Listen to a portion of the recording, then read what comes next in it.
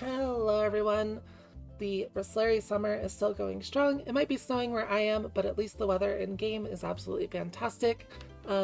Speaking of snow, it is fall, which means for us Americans and anyone else somewhere that observes daylight savings time, reset time will be changing in 2 days on Sunday. So once it's daylight saving time, wherever you are, if you observe daylight saving time in your area, reset time will be an hour earlier. So, be aware of that. That's coming up.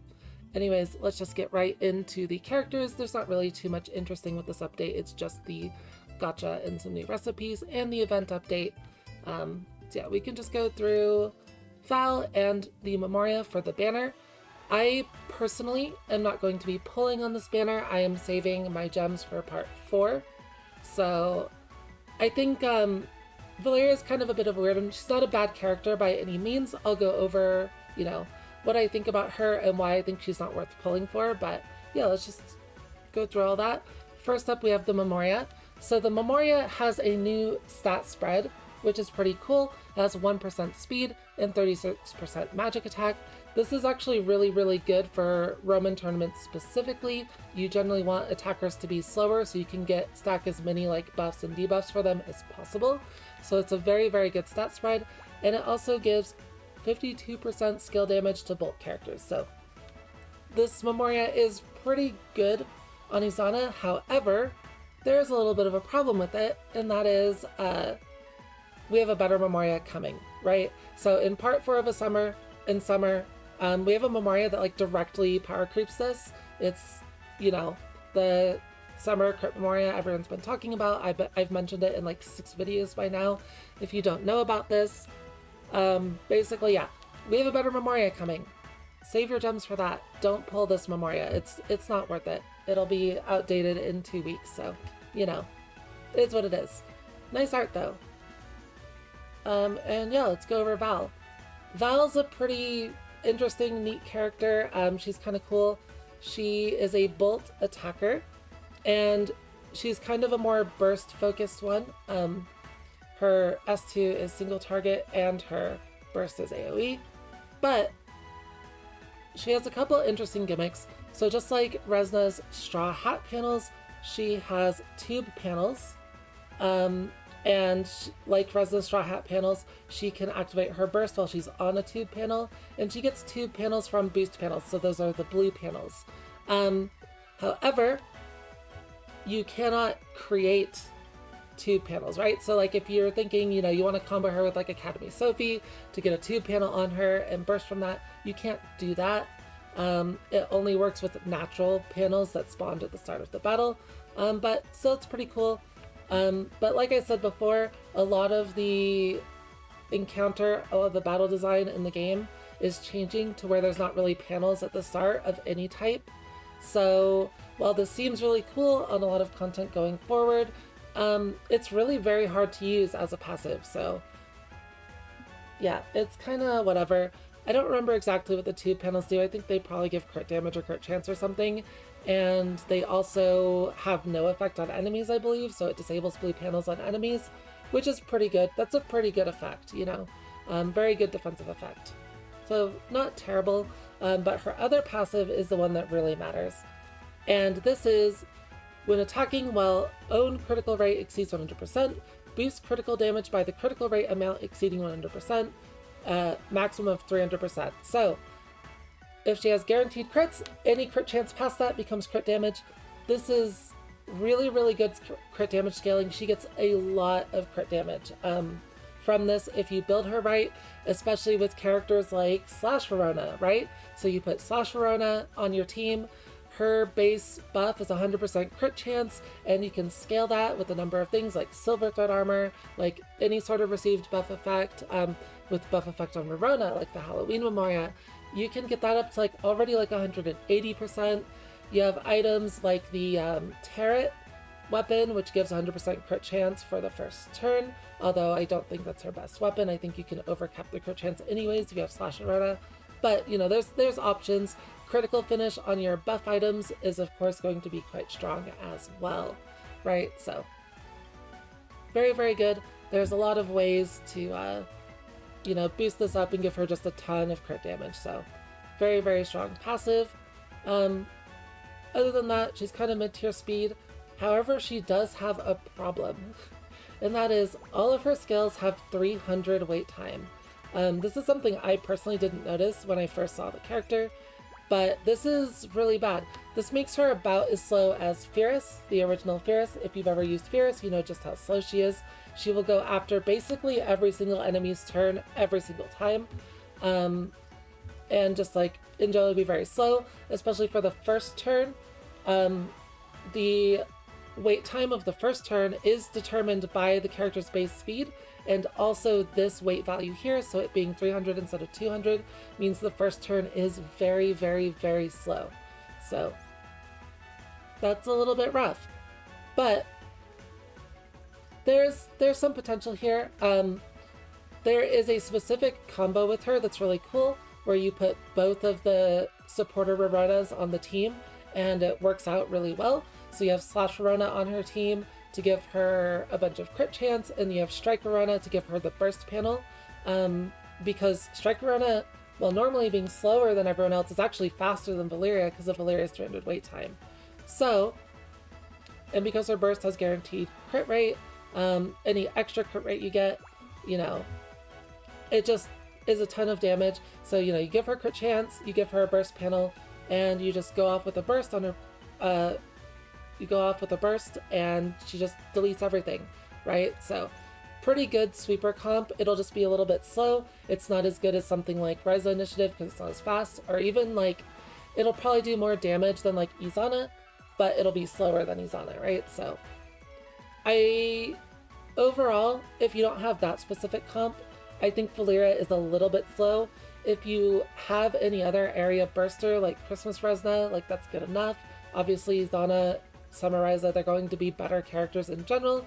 Valeria will do more damage than all of those characters, but the amount of damage Valeria can get to isn't super necessary in my opinion. So it's a little bit weird, but the big thing to me that makes Summer Valeria not worth it from a meta perspective is that Awakened Resna in the future doesn't have the wait time issues. Awakened Resna is coming in like a month.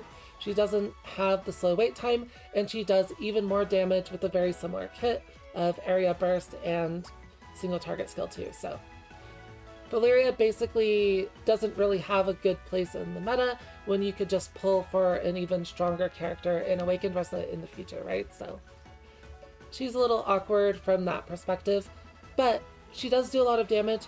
And if you do want to use, like, if that team sounds fun to you, like if you have Strike Rarona, Slash Rarona, and you want to use them, honestly, Valeria is a really great combo for that team. Like if you've been wanting to use Strike Rarona, Academy Rarona, I should say, Valeria is pretty good at that. So, you know, it's a good comp, I think. It's just a little bit slow, so you can, it is vulnerable, right, to enemies and stuff. Other than that, her leader skill is 100% burst skill damage. It's a pretty decent leader skill. 100% is a lot. That's very, very high.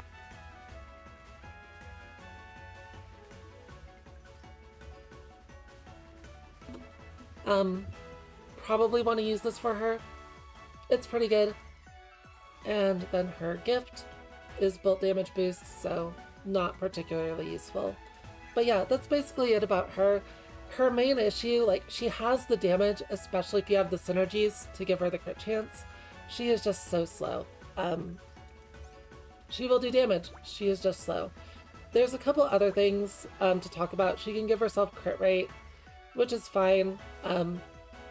It makes her even slower. Obviously, having to use her skill 1 to give crit rate, you probably don't really do this. Her skill 2, if you have to use it, it only gets crit rate when it's on a boost type panel, but it does give her skill damage when she crits with it, and it has a really high damage rate, so that's not bad.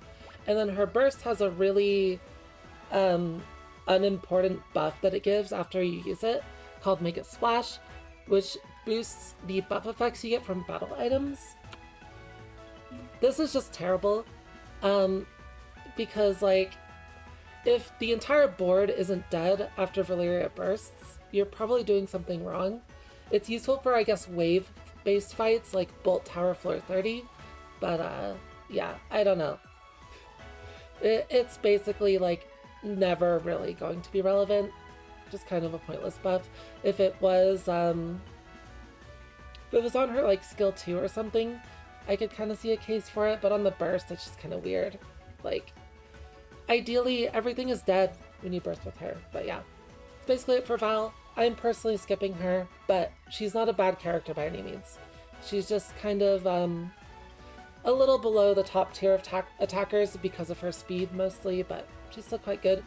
And I have said before that like slower characters are better for Roman tournament.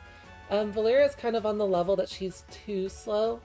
It's very hard to fit enough turns in with her before the tournament ends, so that's kind of her problem there. But yeah, with that, let's just go over the new recipes real quick. First up, we have the long-awaited Midsummer Fish Sword. This item is absolutely crazy. When equipped to an attacker with Bolt Affinity, boost potency of buff effects received by 23%.